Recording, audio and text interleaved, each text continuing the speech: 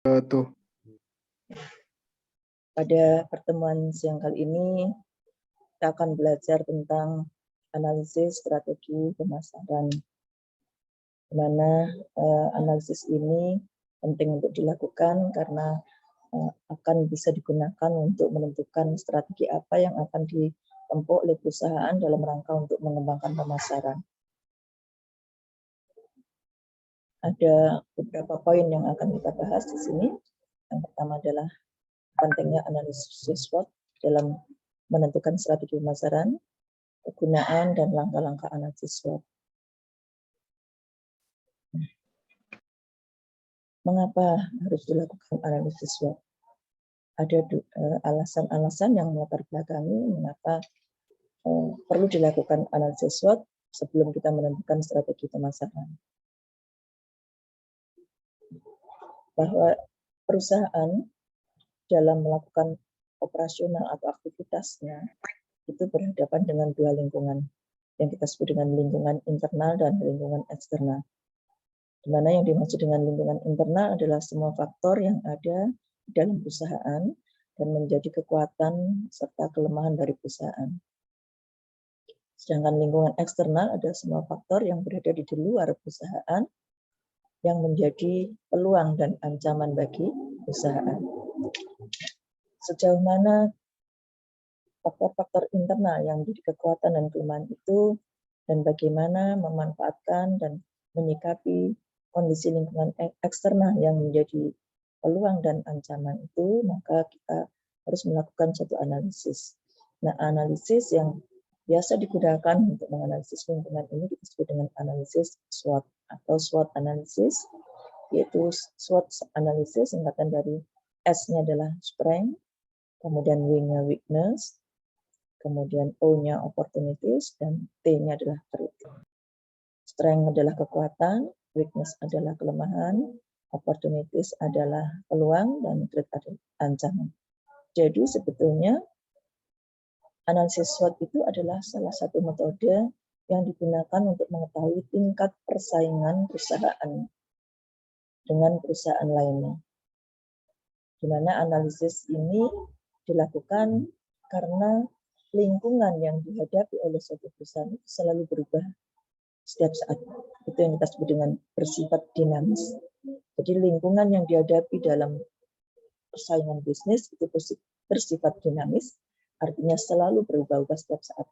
Oleh karena itu sangat penting untuk senantiasa melakukan analisis ini agar kita selalu bisa menyesuaikan dan beradaptasi dengan perubahan-perubahan lingkungan itu dan bisa mengambil keputusan tepat untuk menentukan strategi pengembangan pemasaran yang efektif. Adapun fungsi dari analisis SWOT ini adalah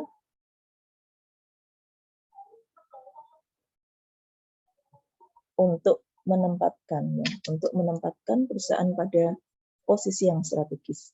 Yang pertama. Yang kedua, menentukan faktor-faktor strategi dari perusahaan. Yang ketiga, dengan analisis SWOT kita bisa meminimalisir ancaman-ancaman yang mengancam eksistensi perusahaan. Dan yang keempat, dengan analisis SWOT itu kita akan bisa mengetahui kondisi internal dan eksternal perusahaan yang menjadi kekuatan, kelemahan, peluang, dan ancaman. Jadi analisis SWOT itu merupakan salah satu tolak ukur dari keberhasilan sebuah perusahaan yang dapat dilihat dari kedudukan atau positioning perusahaan tersebut dibandingkan dengan perusahaan lainnya di dalam persaingan bisnis yang sama tersebut.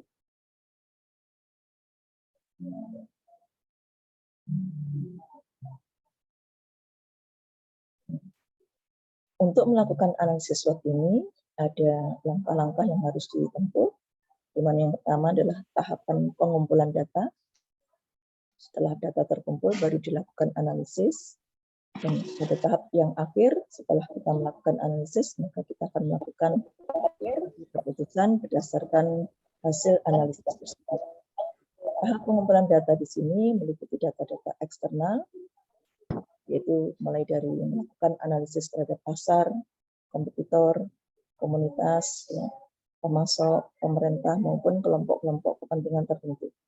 Sedangkan data internal adalah dari laporan keuangan, laporan kegiatan SDM, laporan kegiatan operasional, dan laporan-laporan kegiatan pemasaran di dalam perusahaan itu. Nah, adapun tahap analisis, yaitu suatu kegiatan atau tahapan dalam menganalisa dengan menggunakan model-model kuantitatif, perumusan strategi yang dibuat berdasarkan semua data dan informasi yang telah diperoleh secara objektif.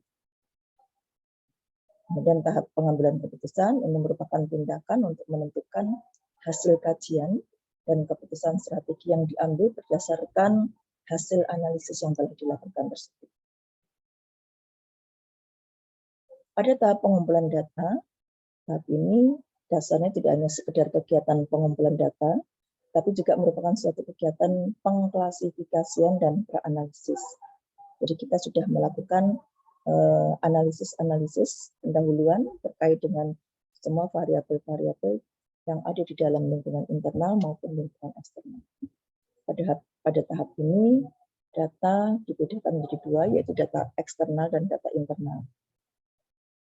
Setelah menentukan semua faktor internal dan faktor eksternal, maka akan dilakukan analisis atas pengumpulan data yang telah dilakukan, yaitu dengan membuat satu matrik yang kita sebut dengan matrik faktor strategis internal dan matrik faktor strategi eksternal, yang kita kenal dengan istilah IFAS dan EFAS.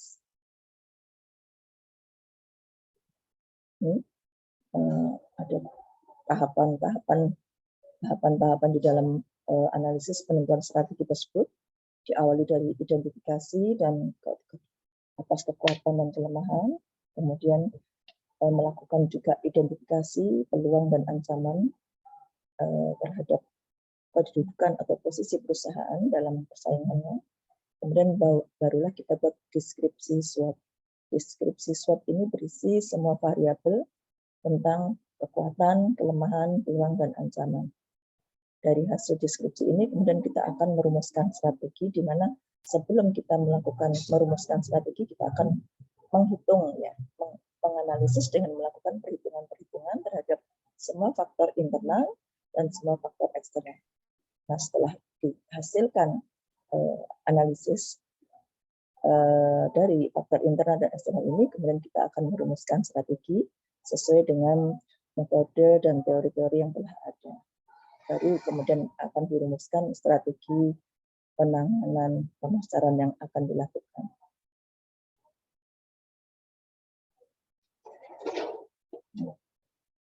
Tahapan pengambilan keputusan ini harus dilakukan berdasarkan hasil analisis yang telah dilakukan, di mana ini merupakan rekomendasi atas strategi yang paling efisien bagi perusahaan dalam tingkat persaingan pasar yang dihadapi, karena disesuaikan dengan semua faktor-faktor internal, yaitu kekuatan dan peluang, kekuatan dan kelemahan, serta faktor eksternal, yaitu peluang dan ancaman.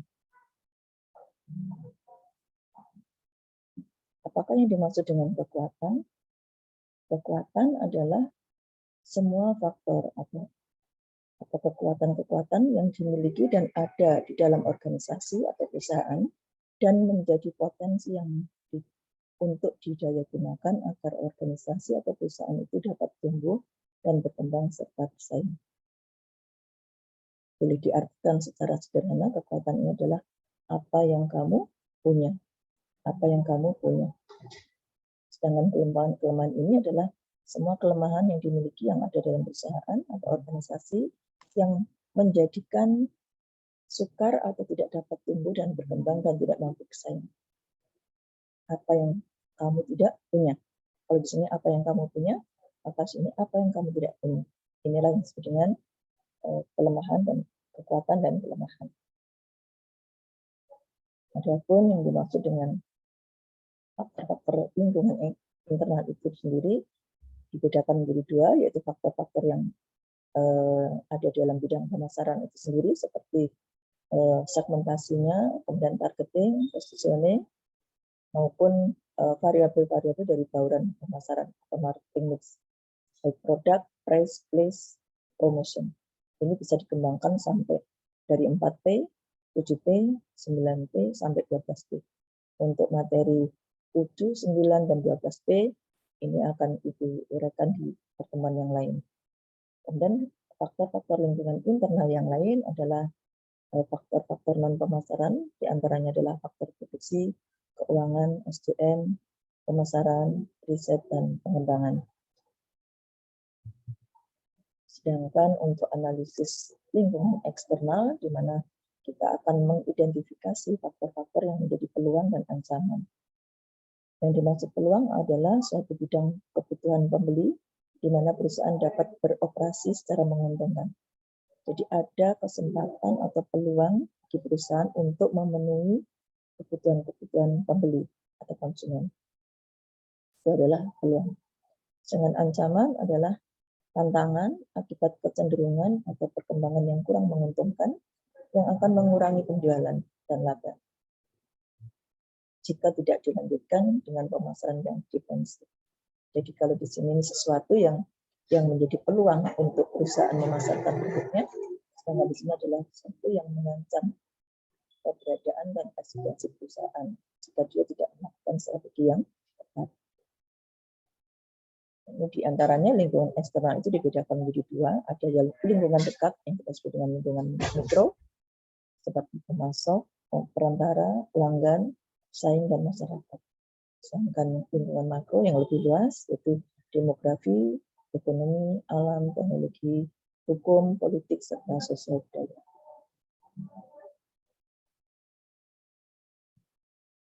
Pemasok adalah pihak-pihak yang menyediakan sumber daya yang dibutuhkan oleh perusahaan untuk menghasilkan barang dan jasa.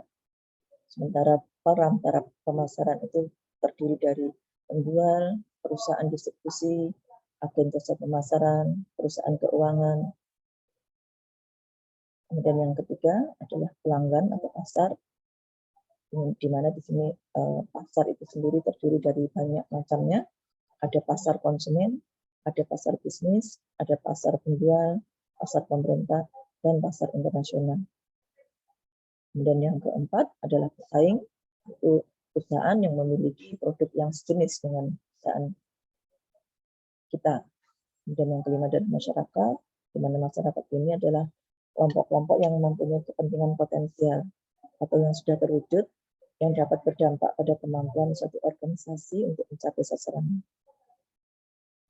Ini bisa terdiri dari masyarakat keuangan, masyarakat media, masyarakat pemerintah, masyarakat warga yang bertindak, yaitu yayasan lembaga konsumen, maupun masyarakat lokal yang tinggal di sekitar perusahaan, masyarakat umum, dan masyarakat internal di antara pekerja, manajer, dan dewan direksi. Ini merupakan lingkungan mikro eksternal.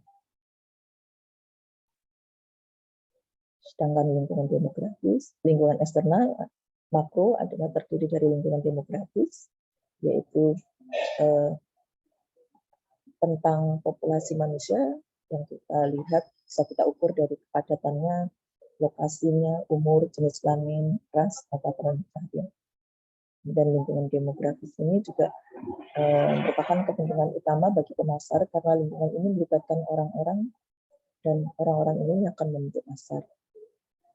Yang kedua, lingkungan ekonomi, yaitu faktor-faktor yang mempengaruhi daya beli dan pola pembelian konsumen. Yang ketiga, lingkungan alam, yaitu sumber daya alam yang dibutuhkan sebagai input oleh pemasar atau yang dipengaruhi oleh kegiatan pemasaran. Kemudian lingkungan teknologi, yaitu kekuatan-kekuatan yang menciptakan teknologi baru untuk membuat produk dan kesempatan pasar yang baru. Kemudian lingkungan politik, hukum, agen pemerintah, kelompok-kelompok penekan yang mempengaruhi dan membatasi bermacam-macam organisasi dan individu pada sebuah masyarakat. Yang keenam adalah lingkungan sosial budaya, yaitu lembaga-lembaga dan kekuatan-kekuatan lain yang mempengaruhi nilai dasar, persepsi, preferensi, dan perilaku masyarakat dalam melakukan pembelian. Kemudian kita akan lakukan analisis SWOT. Di sini ada kuncinya. Lingkungan internal itu adalah terdiri dari kekuatan dan kelemahan, sedangkan lingkungan eksternal terdiri dari peluang dan ancaman. Untuk melakukan analisis SWOT, kita awali dengan melakukan internal faktor analisis summary dulu, yaitu kita sebut dengan IFAS. Di mana untuk menganalisis IFAS ini, langkah-langkah yang harus ditempuh adalah dengan membuat yang pertama menentukan faktor-faktor yang menjadi kekuatan serta kelemahan. Kita buat dalam satu kolom, biasanya menggunakan Excel. Gitu ya. Kolom pertama itu berisi kolom kekuatan dan kelemahan.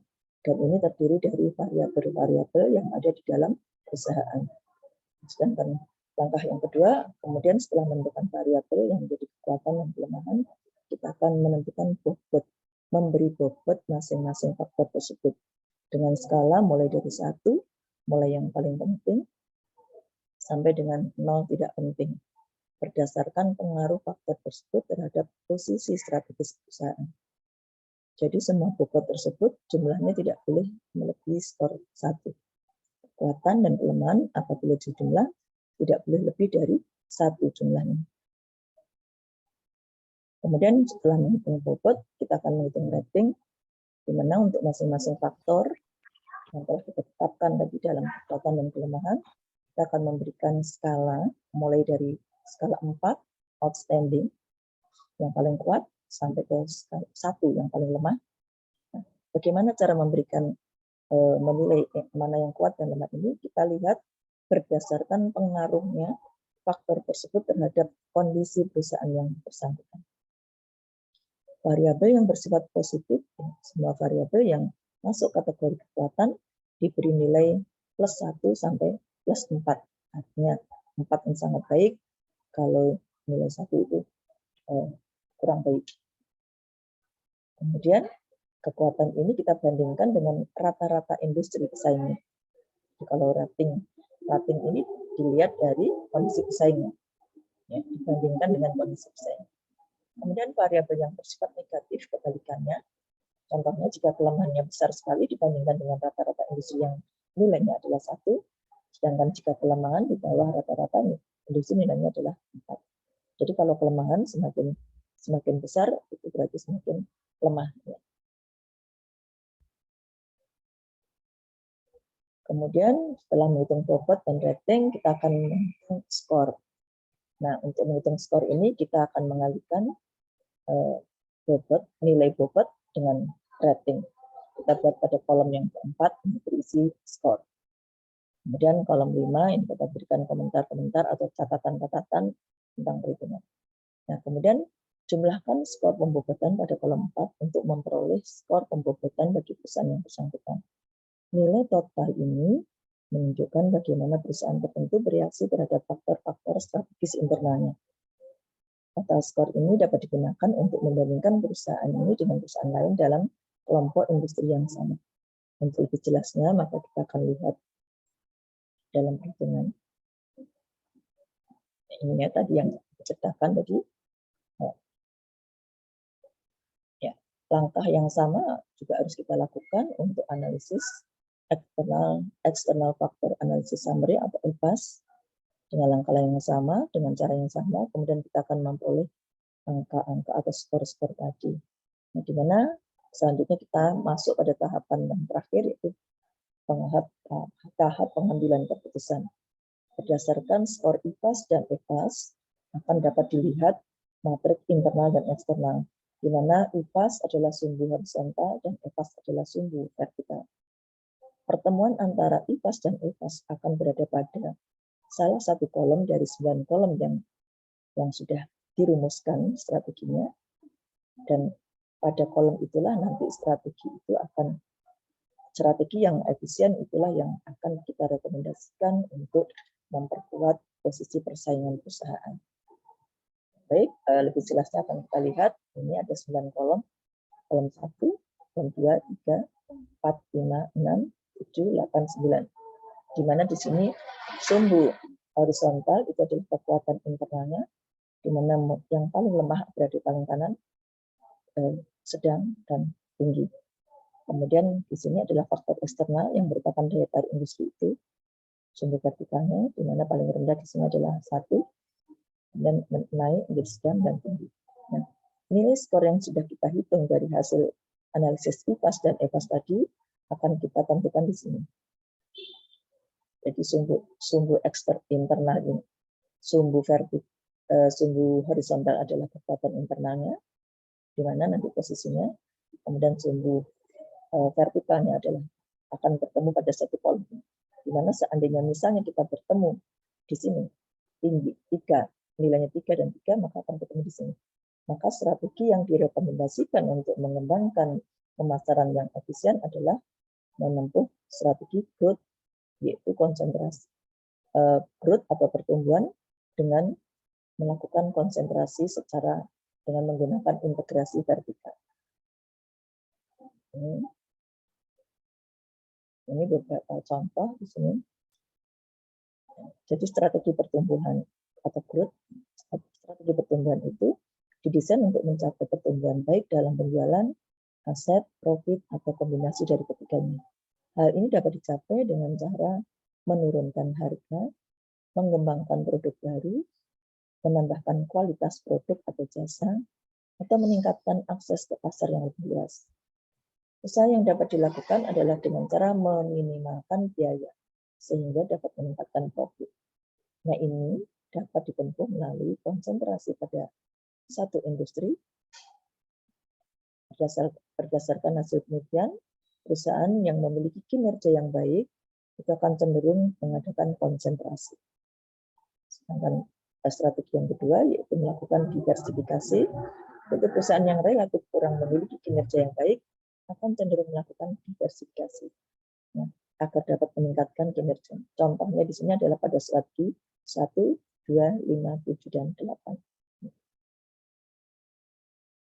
Sedangkan ini adalah contoh strategi konsentrasi melalui integrasi vertikal, yaitu pertumbuhan dengan melakukan integrasi secara vertikal, baik yang backward integration, itu mengambil alih fungsi supplier.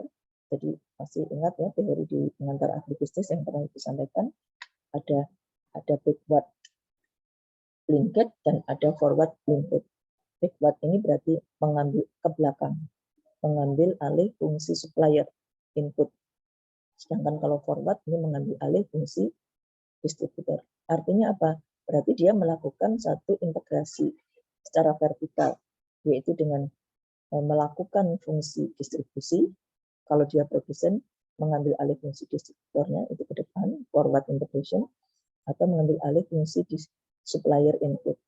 Ini adalah dalam rangka untuk mengefisienkan operasional perusahaan. Hal ini merupakan strategi utama untuk perusahaan yang memiliki potensi kompetitif pasar yang kuat. Jadi kalau dia memiliki tingkat persaingan pasar yang kuat, maka dia akan mengambil karena lebih efisien, biayanya lebih murah. Nah, upaya meminimalkan biaya operasi itu dapat dilakukan dengan integrasi ini. Jadi kalau bahan bakunya dibuat sendiri atau menjual sendiri, ini akan menghemat biaya, sehingga biaya operasional menjadi lebih murah, sehingga dia bisa bersaing.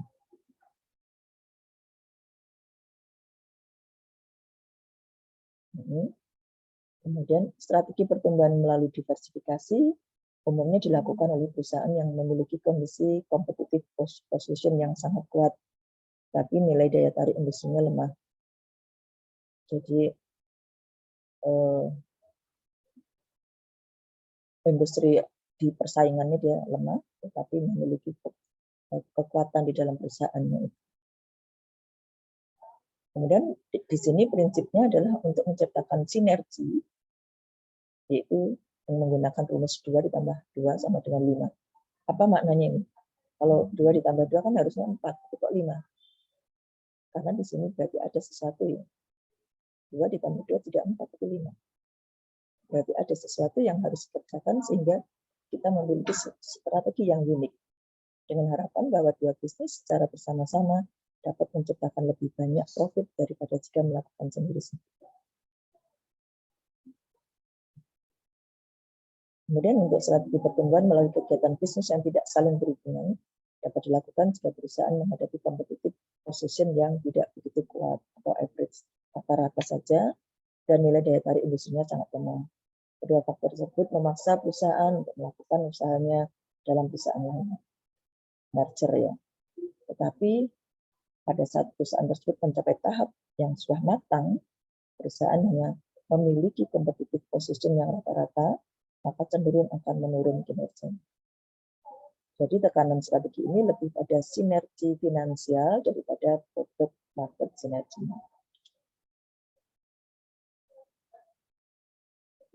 Ini ringkasan dari kolom-kolom tadi ya.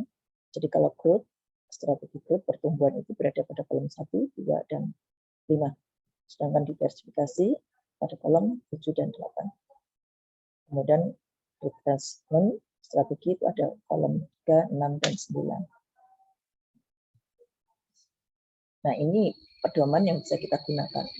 Apabila hasil analisis IPAS menunjukkan bahwa strength-nya lebih kuat dari weakness dan opportunity-nya lebih kuat daripada trade, maka pasti strategi itu berupa perluasan. Dan sebaliknya apabila strength-nya lebih lemah, lebih kecil daripada weakness, dan opportunity-nya lebih kecil daripada trade, maka harus dilakukan konsolidasi. Ini prinsip saja, prinsip untuk menyusun strategi pengembangan pemasaran.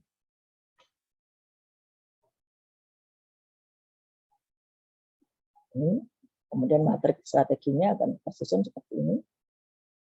Jadi pada kolom ini kita buat kolom kekuatan, bagaimana memanfaatkan kekuatan strategi SO, yaitu memanfaatkan, ini analisis bersifat kualitatif deskriptifnya, memanfaatkan kekuatan untuk menangkap peluang. Sedangkan di sini menghilangkan kelemahan dengan memanfaatkan peluang. Kemudian kombinasi kekuatan dan ancaman, yaitu menggunakan kekuatan untuk menghindari ancaman. Sedangkan di sini meminimalkan kelemahan untuk menghindari trade. Maka di 3 kolom ini, di mana ada peluang dan ancaman, kita lakukan konsolidasi. Sedangkan kalau ada kuat dan peluangnya tinggi, maka perluasan. Ini penjelasan dari yang rumus yang disampaikan sebelumnya tadi.